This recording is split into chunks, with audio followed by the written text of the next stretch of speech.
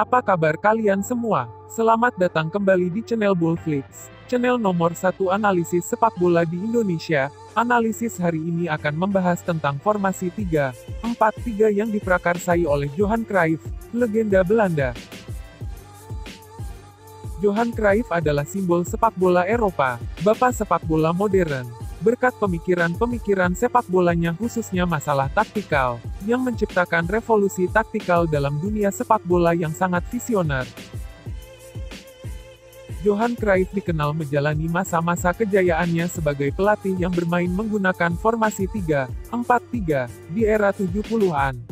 Pada saat sebagian tim sepak bola zaman itu mayoritas bermain menggunakan formasi 4-4-2, Johan Cruyff memperkenalkan pada dunia sepak bola dengan gaya baru. Pada dasarnya Cruyff membuat permainan sepak bola menjadi lebih indah, atraktif dan menghadirkan decak kagum bagi setiap orang yang menontonnya. Cruyff berpendapat bahwa bermain dengan menggunakan 4 pemain belakang adalah sia-sia, dalam artian cukup bertahan dengan 3 bek, 1 pemain lainnya bisa dialokasikan ke posisi lain, entah menjadi gelandang tambahan ataupun penyerang tambahan. Sebagai contoh, jika pada umumnya tim-tim saat itu bermain dengan formasi 4-4-2 maka penyerang akan diisi 2 pemain. Untuk itu 3 pemain bertahan di belakang, sudah cukup untuk membuat lawan kalah jumlah. Sehingga pada posisi gelandang bisa diisi 5 pemain, atau posisi penyerang bisa diisi 3 pemain.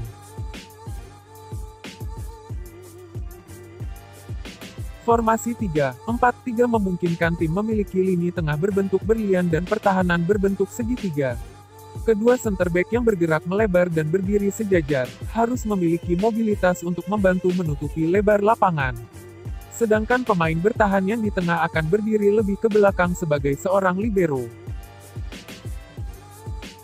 Prioritas saat proses membangun serangan adalah mempertahankan possession dan menjaga lebar lapangan. Lini tengah berbentuk berlian, menyediakan opsi bagi libero untuk kemungkinan bermain bola pendek, atau passing-passing pendek antar lini. Libero juga bisa langsung bermain direct, dengan memberikan long ball ke pemain sayap.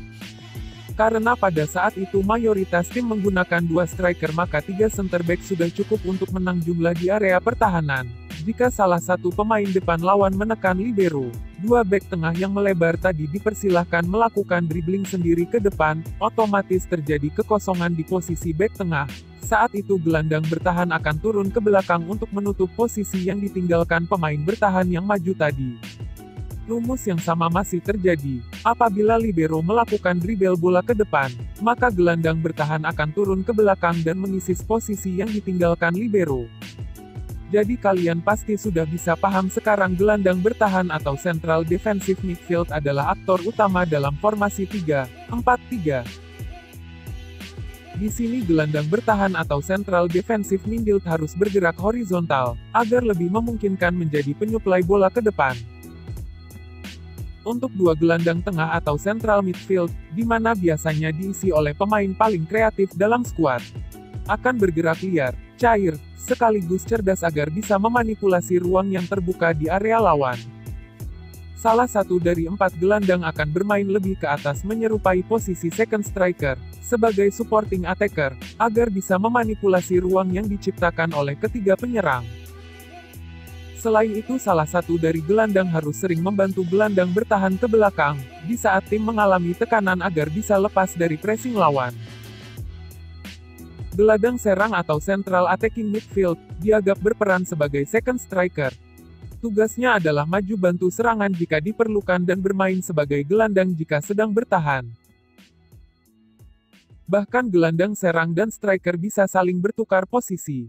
Striker bisa saja mundur ke lapangan tengah, berperan sebagai false nine agar bisa menciptakan situasi 5 versus 4 pemain.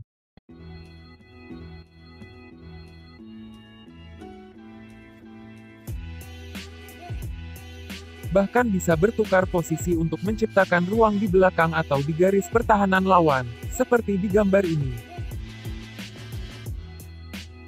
Winger kiri dan kanan harus tetap bergerak melebar selama membangun serangan untuk meregangkan jarak antar bek lawan, dan menciptakan lebih banyak ruang di area tengah pertahanan lawan. Saat kehilangan bola di area pertahanan lawan, alih-alih turun bertahan, Tim melakukan high press di pertahanan lawan, seperti gegenpressnya Liverpool. Jika mereka kehilangan bola di area tengah lapangan, maka semua pemuan akan melakukan press dari berbagai arah, khususnya agar memotong akses passing lawan ke area sayap. Jika mereka kehilangan bola di area sayap, maka para winger akan segera melakukan press, dan seluruh tim akan bergerak condong ke satu sisi secara keseluruhan. Johan Cruyff telah merevolusi bola dari Belanda, Spanyol, hingga ke seluruh dunia. Gelarnya bersama Barcelona sebagai bukti. Johan Cruyff meninggalkan legasi bagi dunia sepak bola. Terima kasih telah menonton. Semoga video ini menambah pengetahuan tentang sepak bola kalian. Jangan lupa like, share, dan subscribe. De opbouw. Op het moment dat je hier de back